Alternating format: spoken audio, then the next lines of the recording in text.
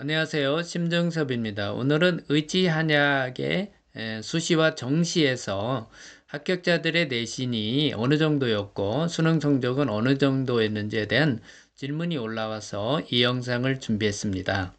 끝까지 함께 하신다면 좋은 정보 얻어가지 않을까 생각을 합니다.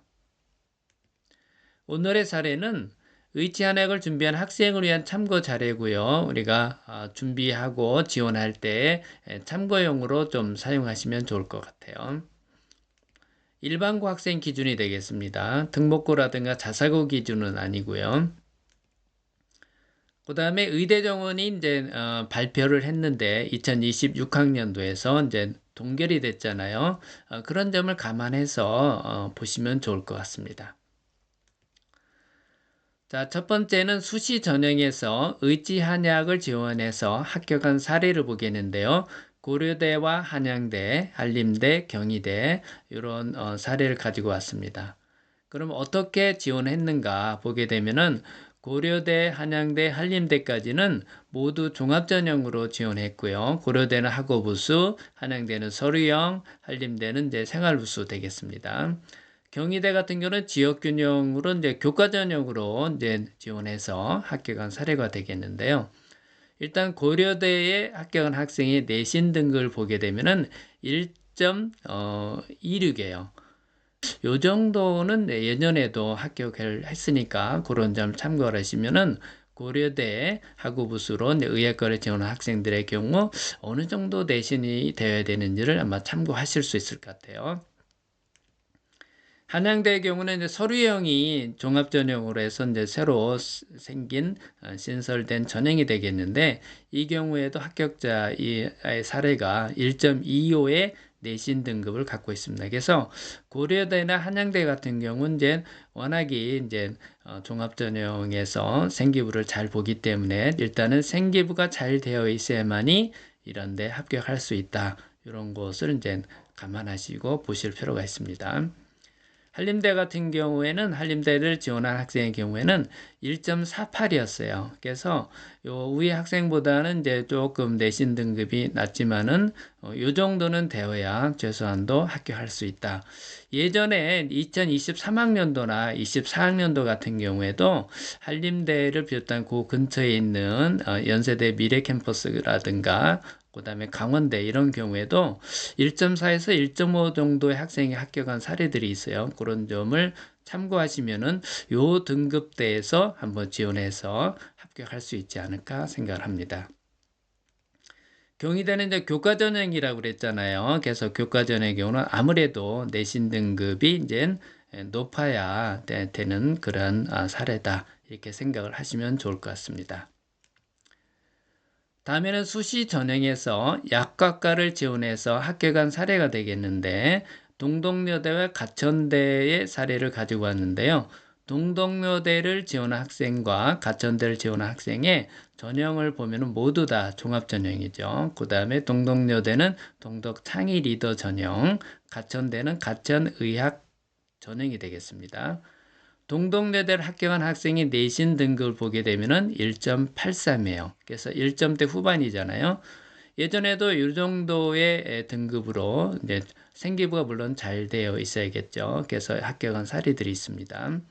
가천대의 경우는 내신 등급이 조금 더 낮은데 2.10이었어요. 아무래도 뭐 서울 시내나 또는 이제 수도권에서 약학과에 지원해서 합격을 하려고 하면은 최소 2점대 안에는 들어와야 되지 않을까. 아니면은 뭐 여러 면에서 조건이 좋다고 하면, 즉 생기부가 잘 돼 있고 여러 면 좋다고 하면은 2점대 이제 초반까지도 이제 가능하지 않을까 이렇게 생각을 합니다. 다음에는 정시 전형에서 의지한에 이제 지원해서 합격한 사례를 보겠는데요. 가톨릭 관동대와 계명대, 상지대 이런 사례를 가지고 왔습니다. 의예과, 한의예과인데요. 첫 번째 가톨릭 관동대를 합격한 학생의 이제 수능 성적을 보게 되면은 이렇게 됩니다. 그래서 국어와 수학의 경우는 이제 98, 98이고요. 석사 100분율이죠. 영어가 이제 2등급이었어요. 그 다음에 이제 탐구의 성적이 아주 좋죠. 100, 그 다음에 99 이렇게 되니까 이 정도는 되어야 정시해서 우리가 지방에 있는 대학에서도 합격할 수 있다. 이렇게 생각을 하시면 되겠고요. 계명대의 경우에는 이제 국어와 수어의 경우가 이제 위에 학생과는 비슷한데 탐구에서 조금 낮았지만은 이제 영어에서는 이제 1등급이었어요. 그래서 전체적으로 두 학생의 경우는 수능 성적이 이제 비슷한 성적으로 합격하지 않았나 이렇게 생각을 합니다. 참고하시면 좋을 것 같습니다. 상지대 한의학과에 합격한 학생의 경우에는 이러한 수능 성적을 나타냈는데 수학이 100%, 그러니까 수학을 잘 본 거죠. 이게 아마 큰 게 아마 좌우를 했던 것 같아요. 그래서 보면은 국어가 95%였고 탐구 하나가 88%인데도 합격할 수 있는 것은 아마 수학 성적이 좋아서 이런 부분을 만회하지 않았나 이렇게 생각합니다. 이런 점도 참고하시면 좋을 것 같습니다. 다음에는 정시전형에서 약학과를 지원한 학생들의 즉 합격한 사례를 보도록 하겠습니다. 첫 번째는 이제 동덕여대, 그 다음에 두 번째는 전남대가 되겠는데 동덕여대를 지원한 학생의 성적을 보게 되면은 국어와 수학의 석자 백분율이 96%고요. 그 다음에 탐구가 하나는 98, 하나는 94, 그 다음에 영어는 1등급이어서 전체적으로는 대략 한 96에서 97%의 석차 백분율을 나타낸 학생이었어요. 그래서 제가 생각하기에는 2026학년도 같은 경우는 서울에 있는 대학 약학과를 지원하기 위해서는 최소한 97% 정도는 돼야 되지 않을까 이렇게 생각을 합니다.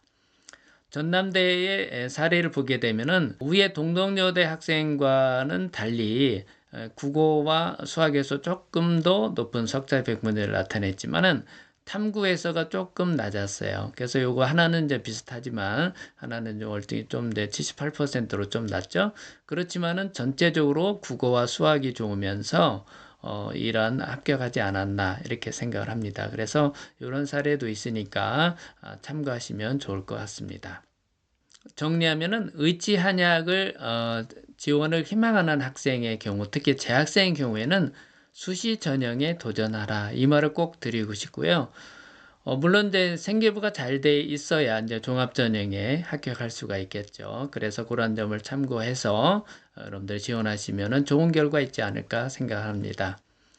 오늘의 내용이 좋다고 생각하시면은 구독, 좋아요 부탁드리고요. 알람 설정을 해두시면은 더 빠르고 정확한 정보를 알려드리도록 하겠습니다. 자, 수고 많이 하셨습니다.